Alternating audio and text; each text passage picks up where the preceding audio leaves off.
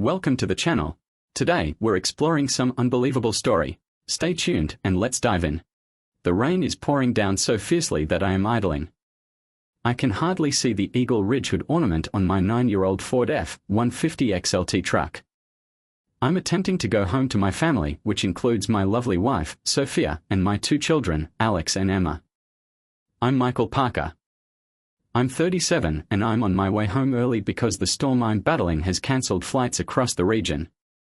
I was scheduled to travel up to Atlanta from Dallas for business, but the Atlanta airfields at MIA and FLL were closed due to the storm. The storm was moving so quickly that they expected it to clear up in a few hours, so our trip was still planned, but we would travel to Tampa, Nashville, and then back to Atlanta. That was the plan, but like with all plans, once engaged with the enemy, they become little more than a piece of paper or a mental image. The adversary, of course, was a weird storm that sprang out of nowhere in the mountains of Denver, New Mexico and moved east-southeast.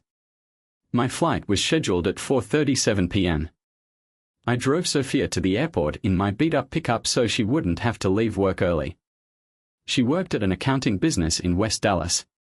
She was working on some special tasks and I felt who would bother with a beat-up pickup like mine in the parking lot. My vehicle had seen a lot of wear and tear in the 9 years I'd owned it. I purchased it new and for the first several years it was always nice, clean and glossy. Then I helped a colleague move and the bed was slightly scuffed and scarred. I understood it was a labor vehicle, not a display.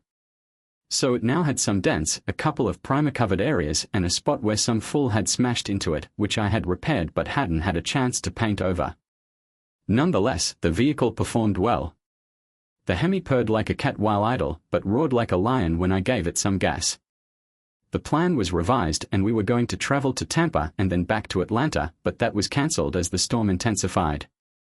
It drew air and moisture from the Gulf and wind from the northwest and continued to build.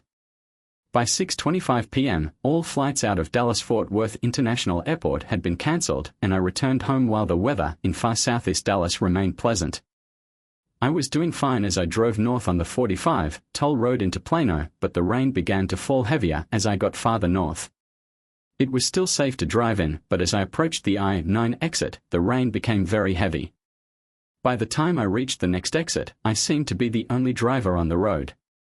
By the time I reached the Central Drive exit heading east into Plano, I realized I was the only one on the road. I observed no automobiles or headlights heading toward me. But I could only see around 200 feet in all directions. The rain began to fall harder and more heavily, propelled by the northwest wind, making it more difficult to see anything. I had spotted lightning in the distance as I approached 45, but now it was flashing all around me, almost blinding me. The vehicle trembled from the thunder. I had pushed my sunglasses halfway up 45 degrees to reduce the brightness from the headlights and overhead lights at the exits reflecting off the road surface. It helped a lot, but even with the lightning strikes and everything, I was still blinded for seconds after each hit. By now, I'm barely moving along at idle. I exited Frisco Lane and turned onto Birchwood Drive, heading for my house on Maplewood Lane off of Pine Street. By now, I was less than 2 kilometers from home and safety. My radio clock read about 8:40. I had barely pulled into Golden Valley Drive when lightning hit a neighbor's tree, causing it to fall onto the road and destroy his vehicle. There was no way around it, so I turned around and went back the way I came. I could travel back and take Evergreen Boulevard or Maplewood Lane to go to the opposite side of Willowwood and home. The tree that fell was roughly 2 homes from the corner of Pinewood and Lilacwood.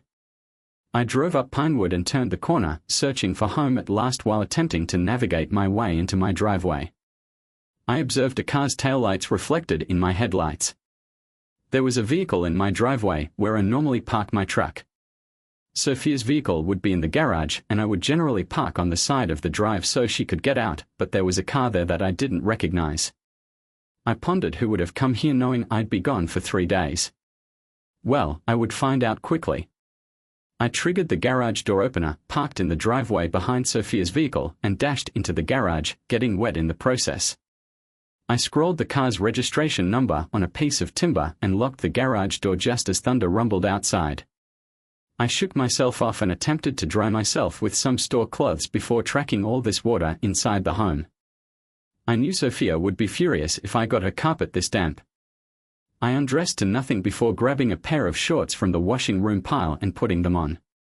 I wiped myself off with a towel from there before opening the kitchen door. I was semi-dry and shivering from the deluge I had received while entering the garage. Who would have believed that 5 hours ago it was 98 degrees outside and my thermometer in the garage was pointing to 37 degrees when I got in? A 58 degrees difference in under 5 hours. I could hardly hear anything as I went inside what seemed to be an empty home. The timer light in the living room had turned on, so we hadn't lost power yet, but it seemed like I heard voices. The voices didn't come from the dining room, living room, or even our bedroom. It sounded like it came from Alex's room or the corridor.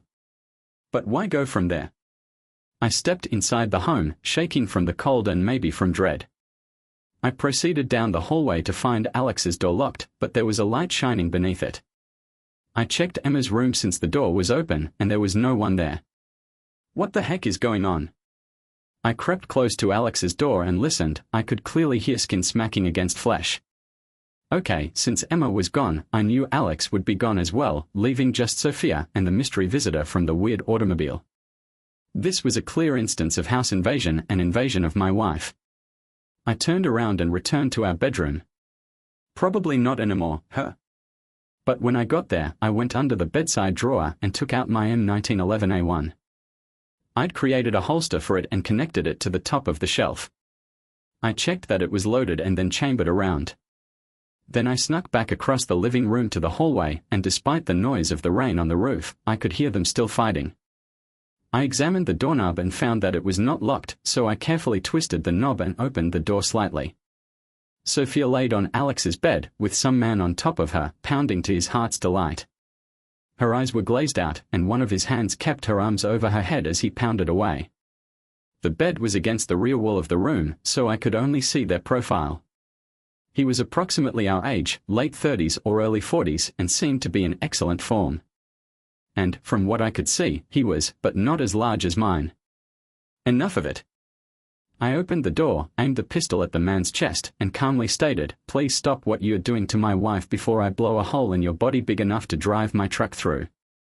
Sophia gazed at me, then turned aside and shoved the man off, slurring, "Get off me before he shoots us both." Isn't this a beautiful picture? I go away on business and my wife brings some fool into my home and screws him on my son's bed. Sophia, are you weary of banging him in our bed? So, are you now playing musical beds? Was Emma's bed next, or would it be the dining room table, or even the living room couch? So, Sophia, what can you say about yourself? I saw the kids were gone. Did they go to my parents' home down the street so they could still attend school while you shack up with this idiot? When I pulled the trigger and fired about a foot over his head, he began to say something. The sound was overwhelming. He fainted, as did Sophia. They had not even disengaged when I was speaking with them. I approached the moron and yanked him off my wife and onto the floor. I noticed a little hole in the. I looked at the rear wall and realized I had a huge hole outside, but it didn't concern me just now. I can fix it later. Right now, I needed to see if I could repair my marriage.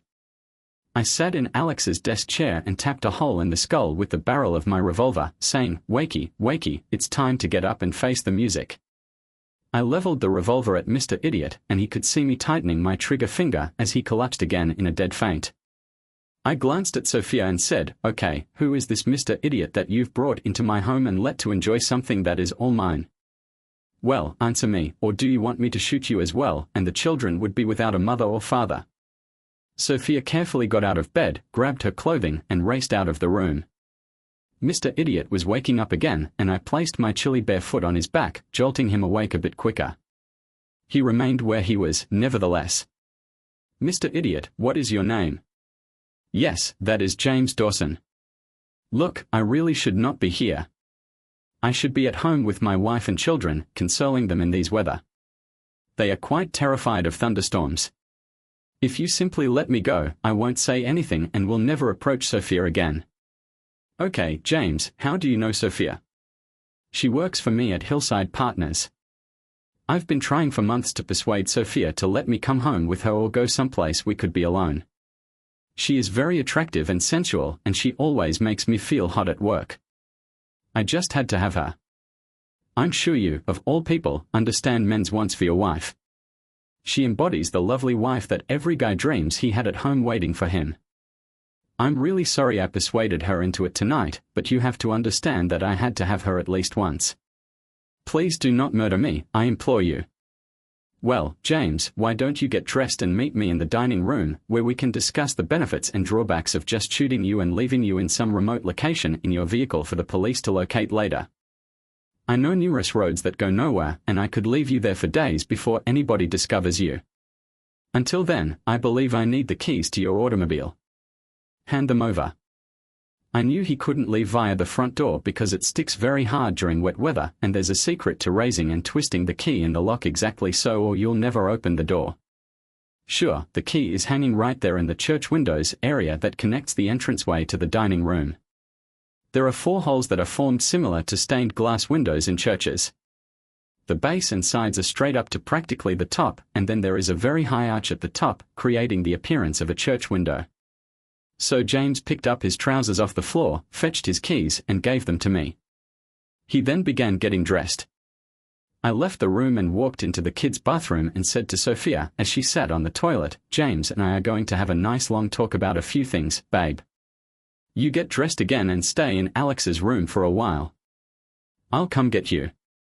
But first, I think you need to decide if you want to stay in this house or leave with James. I'll get to you in a little while. I did not get a response.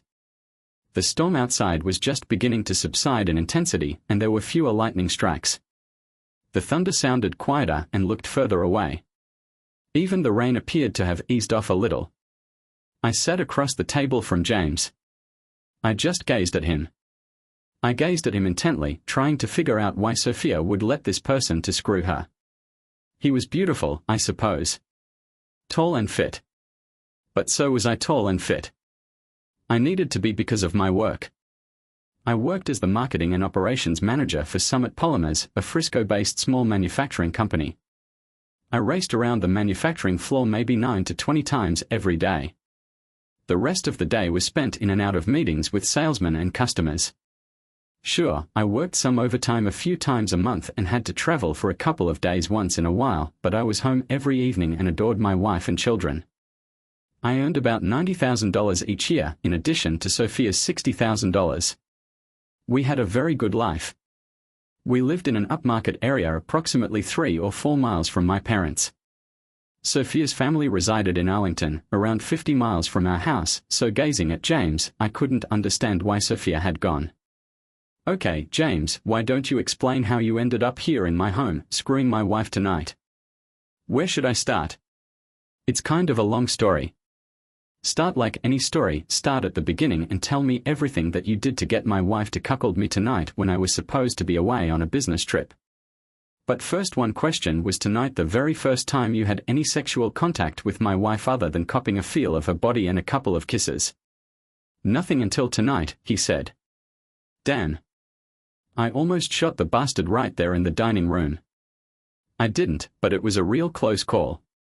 I had brought the gun up from the table and pointed it right at his chest. It was steady as a rock, and then it wavered a bit and I laid it down again. However, I still had a firm grip on the gun. Now that he felt that I wouldn't shoot him, he was getting a little arrogant. It all started about 6 months ago at the Thanksgiving party. You hadn't showed up yet, and I caught Sophia near the mistletoe, and I kissed her. She slapped my face and told me to leave her alone before she told her husband about what I had just done. I had been lusting after her for months by then, and this was the first opportunity for me to get close enough to try something. I would never try anything at work. There are too many people around Sophia's desk for me to feel comfortable showing any affection toward her. Shortly after that moment, you showed up a little late, and Sophia was never alone after that. Then, after the new year, I tried to talk to her more often, calling her into my office and talking about work. But I kept working on her, telling her how beautiful she was, complimenting her on her clothes, her work, anything to get her to at least like me a little and to apologize for my actions at the Thanksgiving party a month ago. She started to come around, and then is when I felt her as she leaned over my desk to look at some figures on my laptop. She just picked up my hand and put it on the desk and said something about me being a naughty boy. Once that happened, I knew I could have her if I just kept working on her. Then 3 weeks ago, I guess you two had a fight of some sort, as she was upset when she came into work. I called her into my office and closed the door. I asked what was wrong, and she said that you were mad because she bought a new bikini for the summer. You had said it was too small for a woman her age and a mother to boot. She was upset and started to cry about your harsh words to her. That's when I held her. Then today, she was all upset about you leaving in such a hurry to Atlanta for something. She had planned a nice weekend for you two, and you had to ruin it by flying to Atlanta for 3 days and not returning until late Saturday evening. She had made reservations at an upscale restaurant in Dallas and then dancing at the Lone Star Golf Club, but this was scheduled for Friday evening, and now everything was ruined. It was going to be a surprise for your birth. Not so fast, James. You didn't explain how you got to be here tonight. Well, this is where I'm not sure why, but Sophia asked me to follow her home tonight. She said she had called your parents and they were to pick up the kids and keep them a day early. You were going to start celebrating a day earlier than planned. You know the rest. But she didn't let me into your bedroom. She said we had to use her son's room only. That's it, until you came home and shot a hole in the wall. Can I leave now and go home to my wife and children? Not quite yet. Just sit tight and don't go anywhere. If you try to leave, I'll shoot you in the back and swear you were a burglar. Do we understand each other? Yes, Michael, we understand each other. When you fired above my head, I could see there was murder in your eyes, and I still see that feeling, as well as a firm resolve that I believe would be detrimental to my ongoing good health if I did anything. Very good answer, James. Just sit tight and I'll be right back. I walked into the garage, grabbed some zip ties, and was back in less than 1 minute. I zip-tied James' wrists and ankles to the dining room chair. The whole chair, except for the wooden seat, was made of wrought iron. I didn't make the ropes too tight, but just enough so he couldn't get out. I immediately went to Alex's room and confronted my unfaithful wife. I could see Sophia had done precisely what I requested, since the light from Alex's room cast a shadow of her going from the bathroom to Alex's room. I didn't see any more shadows than the one when she entered Alex's room. I believe she was too scared, and she seemed meek and followed my directions or requests. I was standing at the doorway of Alex's room when I heard a minor ruckus in the dining area. I moved carefully back down the corridor and looked around the corner to see James squirming in his chains, attempting unsuccessfully to free himself from the zip ties. In reality, it seemed like he had tightened the knot around his right wrist to the point of agony. I walked up behind him, placed the rifle barrel under his ear, and said, "Are you going somewhere?" "Anne, look, you've messed up your restraints and made this one even tighter," I replied, pulling his right wrist against the knot. "Let me repair it for you, James. I would hate for you to have bruises on your wrists as a result of your struggle. You simply could convince a jury that I did not treat you well as a visitor in my house." I removed a little jeweler screwdriver off the tabletop, loosened his tie enough to allow for circulation, and pocketed the screwdriver. "Now, no more pranks, and I'll let you leave here tonight, wounded or not, depending on what my wife tells me. Now, one final time, is everything you told me true? Please, Michael. There is nothing else. Allow me to go. I will transfer to another sector and never engage with Sophia again, I swear." "Well, James, why do you believe you're going to die tonight? I've previously said that if Sophia's tale matches yours, you're free, correct? So, James, do you have anything else to tell me than what I heard a short while ago? I think that I may have forgotten to mention that I gave Sophia a little something to relax her right before we were leaving work." "Oh, so you confess to requiring a little assistance getting my wife to comply and be your bed companion, right? That certainly puts a fresh light on things. I may not murder you tonight, but you may have to endure some agony just for lying to me, as well as some more anguish for drugging my wife. I will inform you later what will happen to you. Sit firmly and avoid attempting to loosen. I only recall what occurred the previous time, and I am not sure how long it will take to get her tail out. If you tighten the ropes too much, you risk losing your hands or feet. I'll be back in a while." I left James and waited a few minutes. I didn't hear any more disturbance, so I walked into Alex's room and sat in the desk chair I had previously used. Sophia lay curled up in a fetal posture on Alex's bed, whimpering gently. Just seeing her so vulnerable reminded me of when we first met. I met Sophia on a blind date, not with me. I was going with Emma, right? She also needed a date for her girlfriend from back home in Arlington. We were at Texas A&M in College Station.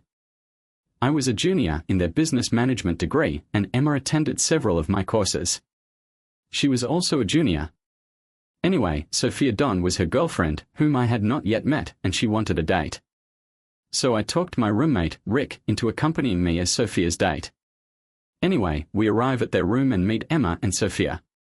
Sophia was 5 feet 6 inches, weighed around 100 pounds, and built like a dream. She reminded me of a simple rural girl from the past. I noticed that as she matured, she resembled country singer Olivia Underwood. She's a blonde with long silky hair, a gorgeous face, and a fantastic physique, much like Olivia. But when we met, Olivia wasn't famous yet, so I had no comparison, but I knew I was going to win her over somehow. We went on a few double dates, and Emma could see I was captivated, as did Sophia. The following time I phoned Emma, I asked whether she would be furious at me if we broke up. She said, "What took you so long, doofus?" I expected we'd change dates before the first one was done. It was clear to Rick and me that you were exclusively interested in each other. So I assume you want to speak with Sophia just if you're cool with this. I don't want you to have any bitter emotions about our split. I really like you, Emma, and if I hadn't met Sophia, I believe we would have been very happy for the rest of our lives together. God, you sweet-talking devil.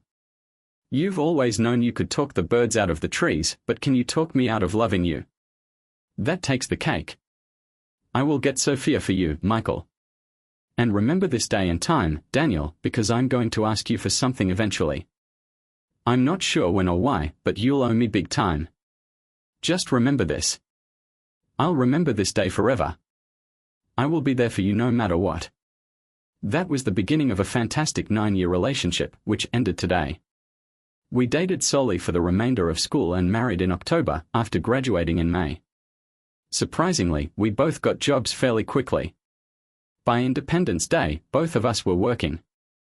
The next year, Sophia contacted me at work and said, "Hey, Daddy, guess what? We are pregnant." Right? Isn't that excellent news? I can't wait to get you home so we can practice more. I'm overjoyed too, dear. I can't wait, either. I adore you, darling. See you tonight. I was thinking about the highlights of our life together the night we met, our wedding when we swore to be together forever, our children's births and their first days of school. When I glanced over at Sophia as she laid on our son's bed, I burst into tears for the third time. The first 2 instances were when our children were born, and I sobbed with delight. But tonight, there were tears of despair. Sophia approached me and said, "Michael, I love you more than I can ever express, and I just don't understand what happened today. You know I wouldn't do what occurred tonight. I just don't comprehend." I'd never liked Sleazy James, but he was extraordinarily attentive and talked his way into my thoughts, so I let him assault me. And I will never forget the expression on your face as you talked to us. You seem to have lost your dearest buddy. I'm so sorry, Michael. I'll depart and go to my parents' place. You never have to see me again. I'll go pack now. Sophia, honey, just sit back down on Alex's bed. We need to discuss this immediately before everyone goes, okay? She nodded in agreement and returned to her seat. Okay, so tell me everything, starting at the Thanksgiving party where I was late. Sophia's story.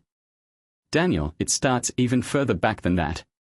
James has been leering and going after me since he started almost a year ago. He had been at another branch of the office, I think he came from Seattle. Anyway, he immediately went through all the single ladies at work and then started hitting on the married ones. It was hard to ignore his pestering because he was our supervisor, but let's face it, most accountants are me. Anyway, all that happened before the Thanksgiving party. James went on to explain everything pretty much as he said it, although he did add the revulsion of him touching me and holding me during the crying scene in his office about the bikini episode. But when we came to today, here is where the stories differed. James could tell I was upset about you calling me to say you had to go to Seattle for 3 days. I had this surprise all worked out for Friday night at Carlo's Italian restaurant. Do you know how hard it is to get reservations there? Well, it's almost impossible, but I managed it. I was planning this for next week, but they had a change of the band at the country club, and I knew you would never be comfortable with popular music, and the swing band would be this weekend. So once that was set, I got the reservations at Carlo's. Well, when you called, I was devastated. I know it was a surprise, and I had things all planned out. Then you leaving because of work and everything, I broke down. James took me into his office about 4 p.m., and he calmed me down after I told him the whole thing. He offered me some cola he went out to get, and I drank it all down. Then the next thing I remember is coming home and James following me into the house. He tried to kiss me once we were inside and was pulling me toward our bedroom. I said, no, not that room, and I let him lead me into Alex's room. I still don't know how he got my clothes off, and then he was on top of me, and he was. She broke down and cried more. I approached her and embraced her, using calming things like, I love you, I believe you, and we will punish him for what he did. I knew I had scared Sophia with my harsh voice and forceful conduct. I needed to tell her that I wasn't furious with her. So now I needed to calm her down. Right then, murdering James seemed to be the greatest choice, but I knew I couldn't do it. He was not worth going to prison for. He would receive what he deserved, just not tonight, and not with my rifle. Sophia calmed down considerably once I convinced her that I was not going to put her out onto the street. We got out of bed and strolled down the hall to the living room, then into the dining room. James attempted to loosen himself again, tightening both ankle ties as well as his left wrist tie. This time, his hand was becoming bright red from a lack of circulation, and the swelling was visible. Naughty James, I told you that you shouldn't struggle. Now look what you've done. I walked to my drawer, took out my pocket knife, and cut all of the knots as he rubbed his hands and feet to restore circulation. James, I have decided not to kill you tonight, but I think you need to apologize to my wife and to me for drugging her and doing things that you shouldn't do. Now, this is not the end of this, and I would suggest that you go home and tell your wife how much you love her, mainly because you came very close, almost too close, to never seeing her or your children again.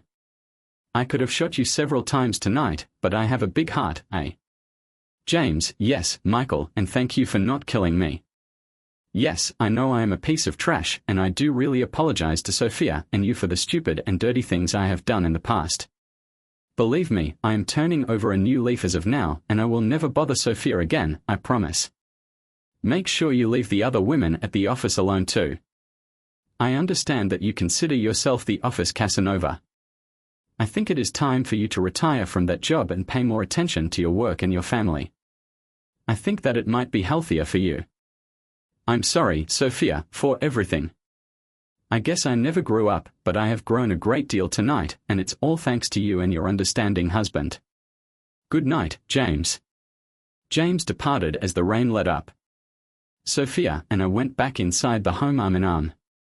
I relocked the front door and then embraced Sophia, telling her to prepare for a short journey. Daniel, where are we going on this little trip? How long are we going to be gone? It was clear that the medicines were beginning to wear off, so I needed to get her to the lab immediately soon. I grabbed a coat for her, some jeans and a shirt for myself, and we left in the vehicle. I went directly to the hospital emergency department on Highway 59. When I arrived, I told the guy at the counter I need a sexual assault kit done on my wife, as well as blood and urine tested for drugs. I could almost feel the uncertainty in his eyes until he glanced into mine and saw Sophia's expression as I spoke calmly but firmly. Immediately, sir. Let me get a nurse out here right now and she can take care of your wife. I can get some information on the occurrence. You realize that the police will be informed. I'm counting on it, I responded confidently. He pressed a button on his phone and 2 nurses rushed in with a wheelchair to take Sophia away. I advised her, just do whatever they want you to do, baby. I'll be there shortly. She nodded and let her head droop down, chin resting on her chest. The male nurse and I completed all of the paperwork, and just as we concluded, a Harris County officer strolled in. I approached him and we walked outside to chat. I explained what had happened and he said he would pick up Mr. Dawson. I asked that they hold off until we got the results of the blood and urine tests and possible DNA from a vaginal swab. I said I wanted this to be airtight. I didn't want James to slip through the cracks because we acted too soon with a wife and children. I didn't think he would flee. I observed Deputy Bellamy's name badge and inquired whether he knew Sergeant Richard Bellamy from the Harris County Sheriff's Office. Yeah, he's my big brother. Why? I've known Sergeant Stephen for about 9 years now. I just loved his pearlescent 50 Mercury coupe. I even bought a black 49 Ford sedan from him several years ago.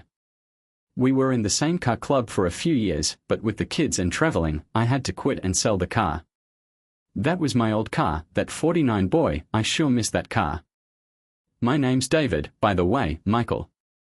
I think that we can wait a bit to make sure we've got all our ducks in a row. You say he's been pestering a lot of the ladies at that place he works. From what I hear, he has scored several times, and then when a complaint goes to HR, he gets it dropped. He and the HR manager are tight, and they both came from Seattle about a year ago. He admitted to me that he had given Sophia something to relax her before they left work. True, I had a pistol in my hands at the time, but I had threatened him before. I assured him that if he confessed the truth, he would be safe to return home.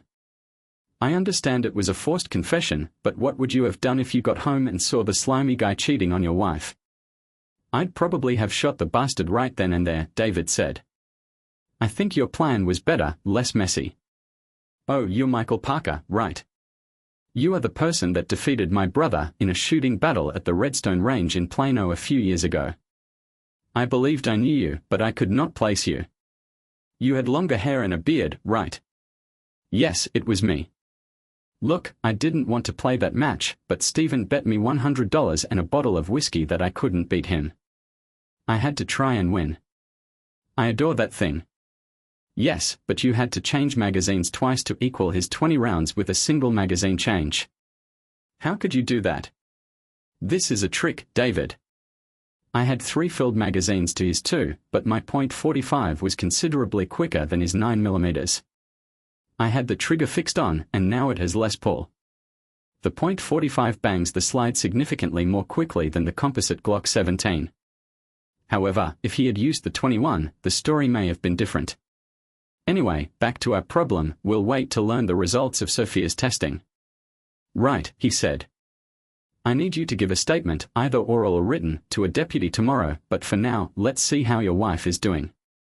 We both went back inside to see how Sophia was doing. She was still in the ER, and the nurse said that once all of the tests were completed, they would decide whether she could go home or stay overnight. David spoke with the nurse, then went in to speak with Sophia, and came out about 9 minutes after. They'll let her go home with you. The majority of the data should be available tomorrow morning, but the DNA analysis will take almost 2 weeks. They did detect some sperm, not enough to ejaculate, but maybe enough to provide a decent DNA sample.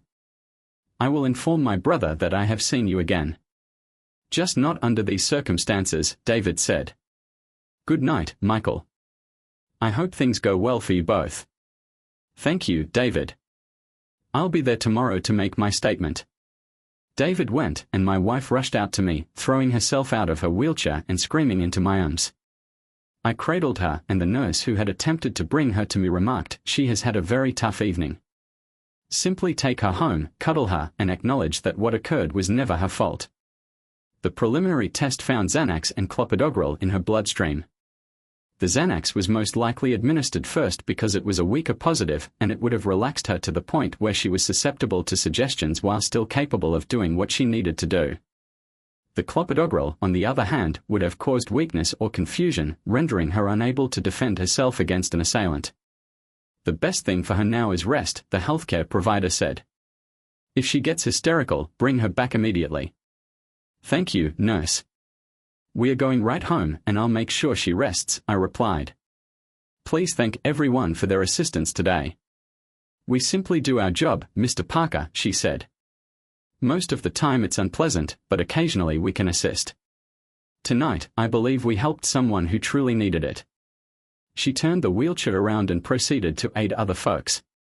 I drove us home and parked where I usually park. Surprisingly, the night sky was a black blanket with nothing but a field of twinkling stars and a pale moon near the horizon. I don't know if it was an omen or not, but I took it as one, an omen of a new start, a clean slate for our marriage. I came very close to losing the one I loved most in this world, and I came very close to doing something that, even though I wouldn't. I helped Sophia undress and let her put on her nightgown, and I cuddled with her in bed all night. This morning, around 2 a.m., it was now 7:30, and I needed to make a couple of phone calls, so I reached into the headboard, retrieved the phone, and called Sophia's work. I'm sorry, but Sophia has become very ill last night, and she will not be at work today, but she will try for Monday. I immediately contacted work and stated that the storm had cancelled flights and that I needed to take a sick day since my wife was unwell and needed to be cared for.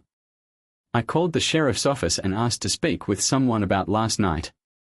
I thought Mr. Dawson needed to be approached this morning before he could dispose of any drugs he had at work.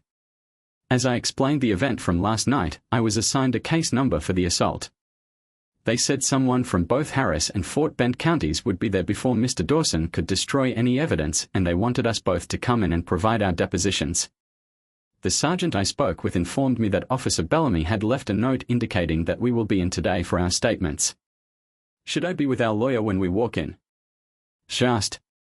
It is not necessary, the sergeant responded, but he may want to be present while you both are being questioned. I'll phone him next and we'll attempt to meet this morning. My wife is sleeping right now and I hate to wake her after last night. That's understandable, Mr. Parker. We may meet anytime today. My name is Sergeant Robinson, please inquire for me when you come in. And thank you for your assistance, Mr. Parker. Thank you, Sergeant Robinson. We will see you later today. I hung up and called Martin Sullivan, our family lawyer, who primarily handled wills and civil cases but also criminal cases for small-town lawyers. Martin wasn't there yet, so I left a message and asked him to call me as soon as he arrived this morning. With that done, it was time for me to take a shower. Yeah, I know I got one last night, a pretty. I kissed her awake, and she came back to life. Sophia, honey, we need to get up, wash, and dress because we have a lot to accomplish today. I've already phoned your and my officers to inform them that we won't be in today. We need to go to the sheriff's office and submit our formal statements, and I also want to see Martin Sullivan so he can advise us on what we should do about James. Sophia stopped me and added, Daniel, he will now be known as Mr. Dawson. I do not want to hear his name again. Okay, I responded. Anyway, we need to evaluate what choices we have for Mr. Dawson. I understand that I will most likely face penalties for making a threat to inflict physical damage and firing a pistol inside city boundaries, but these are trivial in comparison to his unlawful drug usage and sexual assault against you. So, let's see where this goes. We both took showers and then went up to Georgetown to see Martin Sullivan, who explained everything we could expect depending on what we did to Mr. Dawson and what he did to us, mainly me. I could face up to a $9,000 fine or up to 20 years in jail for my part in aggravated assault, a second-degree felony, and discharging a firearm within city limits, a Class A misdemeanor. Of course, extenuating circumstances would. Now, for Mr. Dawson, Martin said, he was looking at possession of a controlled drug, and depending on how much he had, he might potentially be charged with possession with intent to distribute. As a result of using both a Group 3 and Group 1 restricted drug, his sexual assault charges would be escalated to aggravated, with a penalty ranging from 5 to 99 years. Furthermore, the drugs would include possession of drugs or prohibited substances, and the punishment for that component might range from possession of the drug to sexual assault, with a sentence ranging from 180 days to the maximum term for sexual assault. Because the sexual assault was elevated owing to the substances used, it would ordinarily be a wash unless we could demonstrate that Sophia was not the first in a long series of victims. Then the narcotics charges would be brought, and he would have enough to be classified as a distributor or dealer. He'd be facing substantial prison time. And all of this might be a nightmare if it went to trial, so negotiating is key. So, we need to have Mr. Dawson hire a lawyer and get in touch with Martin Sullivan, I added. I did mention that a Travis and Williamson County deputy would be at his work this morning to question him about his drug habit. I had no idea whether anybody else had been invited to the party, but they may have a search warrant as well. I just had no idea since I had not been briefed. I did mention that we needed to go visit Sergeant Christopher Morgan and give him our statements regarding what transpired last night. Martin agreed. We'll wait till we hear from the authorities about Dawson, but I believe we should be prepared. You understand how these things work. We remained a little longer to get Sophia's testimony down pat, since she was the victim and her portion was quite plain and dry, but mine could become a bit tricky. We all drove to the sheriff's office in Martin's vehicle and asked for Sergeant Morgan. Sergeant Morgan, about 6 feet 4 inches and 210 pounds, with brown hair that was turning slightly grey, spoke to all three of us and then asked Martin Sullivan and Sophia to follow him to an interrogation room where they recorded Sophia's statement. About 45 minutes later, Sophia came out with a female deputy assisting her and sat down next to me. She grabbed me and just held me as she shook in fear, or maybe it was terror, of having to relive last night all over again. The deputy returned, asked whether Sophia was okay, and offered her a bottle of water. I squeezed the bottle, but there were no squirts, and the lid remained shut, so I opened it and helped Sophia drink some. I really don't know nor care if the deputy saw what I did, I told him. I was trying to protect my wife. She went again, but returned about 5 minutes later, saying, "Mr. Parker, they are ready for you. I'll sit here by your wife.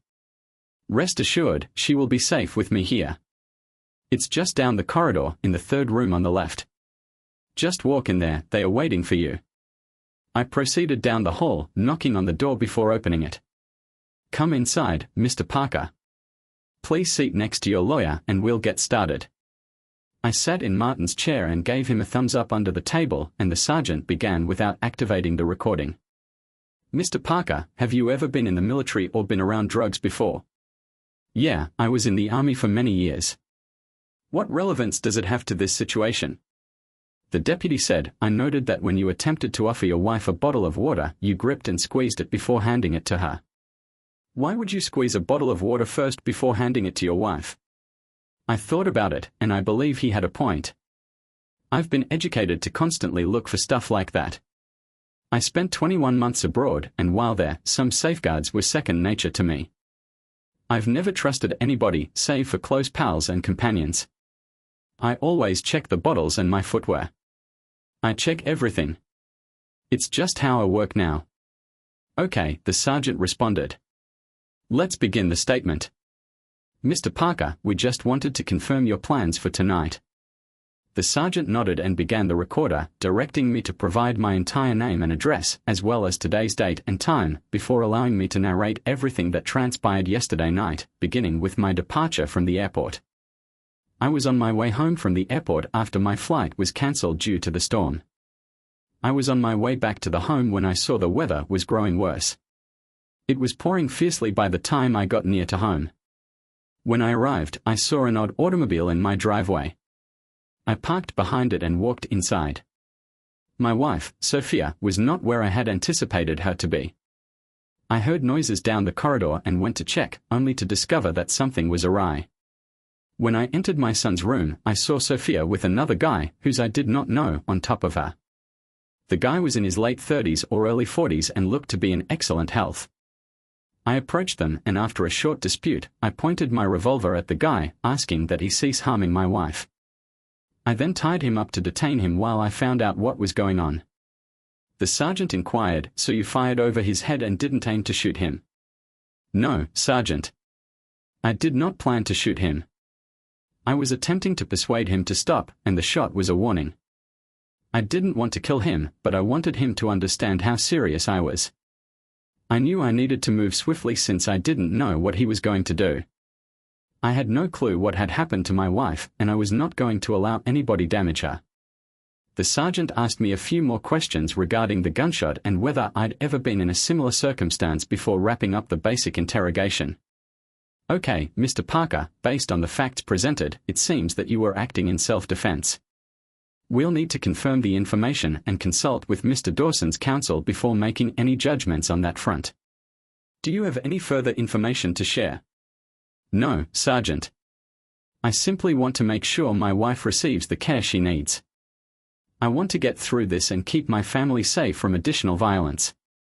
The sergeant nodded, and the tape ended. "All right, Mr. Parker," he continued, "thank you for your statement. We will process everything and keep you updated on what happens next. I recommend that you communicate with your lawyer again after we have concluded our first inquiry. Things may escalate from here, depending on Dawson's answer." "Understood," I said, "thank you for your time." I stepped out of the room and returned to the waiting area where Sophia was seated. She glanced up at me, clearly scared but pleased to see me, and I could see she was still digesting what had occurred. We left the sheriff's office together, and I could feel the weight of the situation pressing down on me. I knew things weren't over yet, and I wasn't sure what the future held, but for the time being, we were together, and I was going to do everything I could to protect her. I wasn't going to let James Dawson or anyone else tear my family apart.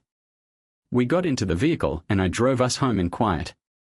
Neither of us talked much on the drive back. I wanted time to think about what had just transpired, and I knew Sophia was struggling with her own thoughts and feelings. We needed space, but I also knew we had to face what was next.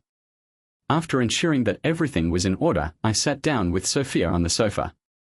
The last thing I wanted was to feel as if there was another danger out there. "Sophia," I murmured gently, "we should discuss. I want to know what occurred and how we can go ahead from here." She stared at me, tears in her eyes, and slowly nodded. "I know, Daniel," she muttered, "and I am so sorry. I'm not sure how I let that happen. James deceived me, and I was vulnerable. But this does not justify what occurred. I really want to fix this." I reached out and grabbed her hand, squeezing her hard. "We'll get through this together. We'll figure things out, but it will take time. I need you to be honest with me, and I will do the same for you. We have a long road ahead of us, but I'm not going away." She clutched my hand, her voice trembling. "I know, Daniel. I'm really sorry." I held her hand and tried to soothe her as much as I could. The weight of the situation remained heavy, and I could feel the tension in the air. I had no clue what would happen next, but I knew we had to stay strong, particularly for the kids. "Sophia," I began, "I understand this is difficult for you to discuss, but we need to determine out precisely what occurred. This isn't just about James, it's about all of us and what we plan to do next." She nodded and wiped her tears. "I understand, Daniel. I don't know where to start. I was really disappointed when you went on that vacation. I had everything arranged for us. I really wanted to spend a relaxing weekend with you, but you departed abruptly. James. He took advantage of it. He was aware of my emotions and took advantage of them. I should not have allowed him in, but I was too weak to drive him out. He continued telling me how lovely I was and how much he cared, and I wanted to believe him." I groaned and ran my hand through my hair.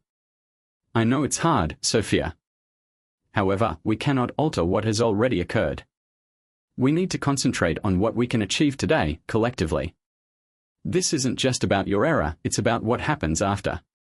Do we continue our relationship or part ways? I need to know where your head is."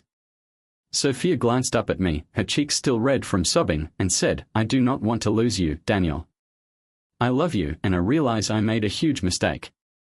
I've never felt so embarrassed of myself, but I vow it won't happen again. James will not come near me again. I do not desire him, and I never did. I was simply confused. I need you, Daniel. I need my family. I cannot picture my life without you and the children." I nodded, attempting to understand what she was saying. "I believe you, Sophia. But you must comprehend that trust has been destroyed. I'm willing to work things out with you, but it won't be easy. It will take time to rebuild, and I'm not sure what the future holds. We'll have to be honest with one another, no matter how difficult it becomes." She took a big breath and nodded. "I understand, Daniel.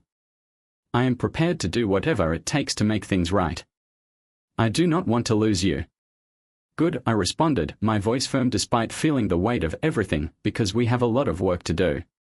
First, we need to ensure that everything is handled properly with the police and James. I want to make sure you are safe. I am not going to let him ruin our lives." We sat in quiet for a minute, simply holding hands. It felt uncomfortable, with the tension still hanging between us, but there was also a feeling of hope. We still had a chance to heal things, and I was prepared to try, no matter how tough it may be.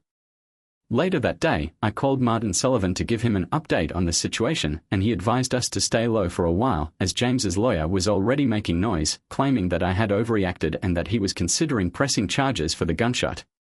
Martin said there would most likely be a legal battle ahead, but he was confident that we could get through it.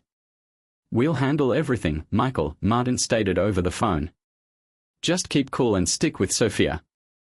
We'll deal with the legal issues. I am going to make sure they do not get away with anything. They will see how serious we are about protecting your family. Thanks, Martin, I said, glad for his help. I appreciate it. That evening, I sat down with Sophia and talked over the specifics of the previous few days. We formed a plan to take things one step at a time, beginning with seeking therapy and attempting to restore the trust that had been shattered. It would not be easy, but we both decided it was worth the struggle. The next few days were a blur of meetings with lawyers, doctors, and law enforcement. James's lawyer sent a letter claiming that I had illegally restrained him, but we were already prepared for that. We presented all of the evidence, including the fact that Sophia had been drugged, and we felt confident that things were going our way. As the days passed, Sophia and I continued to communicate and work through the difficulties that had emerged, and we resolved to take it one day at a time. There were difficult times, but also moments of connection and understanding, and we gradually started to repair what had been damaged. After a few weeks, we established a rhythm. It wasn't perfect, but we were working. I could see Sophia's guilt in her eyes, and even though the agony from what had occurred was still raw, I knew we were both determined to make it work. Thank you for watching. Do you believe this couple can repair their trust? Please let us know in the comments, and don't forget to like and subscribe.